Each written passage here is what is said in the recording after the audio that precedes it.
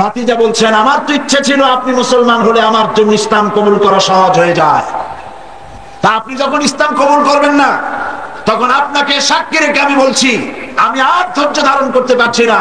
আমি ঘোষণা করলাম, সাক্ষী আপনি থাকুন, আল্লাহকে সাক্ষী রেখে বলছি, আমি আর কাফের রইলাম না, আমি মুসলমান হয়ে গেলাম।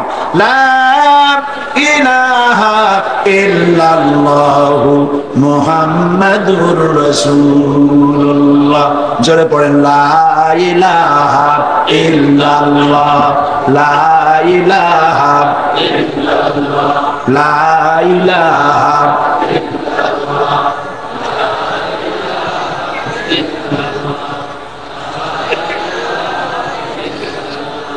লা ইলাহা ইল্লাল্লাহু মুহাম্মাদুর রাসূলুল্লাহ। চাচা বলছে, আব্দুল লজ্জা তুমি কি জানো এর পরিণতি কি? কয় না, জানি না। পরিণতি হচ্ছে, তুমি যখন ইসলাম কবুল করেছো, আমি তোমাকে সোনা দানা দিয়েছি, বাড়ি ঘর দিয়েছি, উট ঘোড়া দিয়েছি, সব ফিরিয়ে দাও। তিনি বললেন, কোনো অসুবিধা নাই, সব ফিরিয়ে দিলাম, নিয়ে যান। চাচা বলছে, এতেই হবে না, তোমার গায়ের জামা, তোমার পরনের লুঙ্গি আমার দেওয়া, এটাও ফেরত দাও। যুবক ছেলে গায়ের জামা এবং পরনের লুঙ্গিও খুলে দিয়ে দিলেন। উলঙ্গ অবস্থায় মায়ের কাছে গিয়ে হাজির। মা নিজের যুবক ছেলেকে উলঙ্গ দেখে দুই হাত দিয়ে চোখ চেপে ধরেছেন। বলছেন, বাবা তোমার এই করুণ দশা কেন? ছেলে বলছে, মা ইসলাম কবুল করার কারণে আমার এই করুণ দশা হয়েছে। মা জিজ্ঞেস করছে, বাবা তুমি আমার কাছে কি চাও? তিনি বললেন, আমি এখন বিশ্বনবী মুহাম্মদ সাল্লাল্লাহু আলাইহি ওয়াসাল্লামের কদম মোবারকের কাছে হাজির হতে চাই, আমাকে এক টুকরা কাপড় দিয়ে মা তুমি আমাকে সাহায্য করো। মা বলছে, আমার কাছে তো কোনো কাপড় নাই। একটা ছেঁড়া কম্বল তিনি দিয়ে দিলেন। এই কম্বলটা তিনি পরলেন, এক টুকরা গায়ে দিলেন ছিঁড়ে, আর এক টুকরা পরলেন, তা হাঁটুর উপরে থাকলো, হাঁটু ঢাকলো না। এই অবস্থায় তিনি হেঁটে হেঁটে বহু কষ্ট করে মদিনা মুনাওয়ারায় পৌঁছে গেলেন। বাবে জিবরিল থেকে ঢুকলেন, সেখানে তিনি বসে আছেন। রাসূল করিম সাল্লাল্লাহু আলাইহি সাল্লাম হুজরা শরীফ থেকে বেরিয়ে দেখেন এক যুবক, মাথার চুলগুলো এলোমেলো, চোখ কোটরগত, সফরের আসর তার চেহারার মধ্যে, হাঁটু বের করা, মসজিদে নববীতে বসা। তুমি কে? তিনি বললেন, আমার নাম আব্দুল উজ্জা। তোমার এই হালত কেন? তিনি ঘটনা শোনালেন।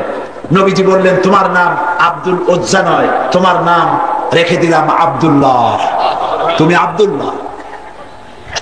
হাদিস শরীফে এর নামই এসেছে, ওনার নামই এসেছে আব্দুল্লাহ যুল বাজাদাইন। তাকে নেওয়া হলো, আসহাবে সুফফার কাছে নিয়ে রাসূলুল্লাহ বললেন, একে কোরআন শরীফ শিখাও। আসহাবে সুফফা হচ্ছেন সেই সব সাহাবী যাদের বাড়ি নাই, ঘর নাই, স্ত্রী পুত্র কোথায় আছে খোঁজ নাই, যারা এখানে বসে আল্লাহ দ্বীনের জন্য ঘর বাড়ি নাই, এখানে বসে থাকেন, খাবার পাইলে খান, আর খাবার না পাইলে তারা বসে থাকেন।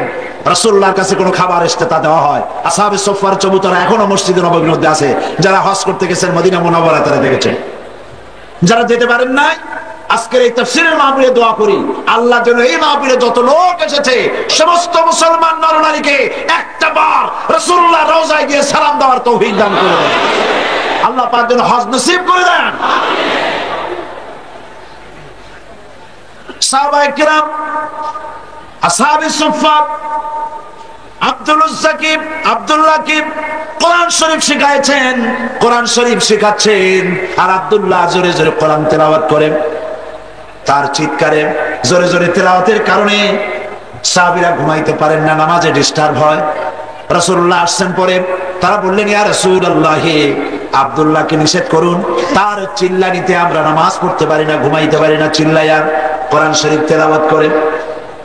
নবীজি বললেন, সাহাবীরা আব্দুল্লাহকে চিল্লাইতে দাও, বাধা দিও না, কারণ তার ইসলাম কবুল করা বড় চড়া দাম দিয়ে ইসলাম কবুল করেছে, লুঙ্গিটাও আনতে পারে নাই। ইত্তাবসারে তাবুকের যুদ্ধের দামামা বেজেছে, রোমানদের সঙ্গে লড়াই হবে। নবীজি তাবুকের যুদ্ধের জন্য, জিহাদের জন্য চাঁদা চাইলেন, যার কাছে যা আছে আল্লাহর দ্বীন প্রতিষ্ঠার জন্য চাঁদা দাও। এই চাঁদা দেওয়া মাদ্রাসায়, মসজিদে, ইসলামের জিহাদে চাঁদা দেওয়া নতুন ব্যাপার নয়। আল্লাহর নবী নিজে ইসলামের জন্য টাকা চেয়েছেন, পয়সা চেয়েছেন।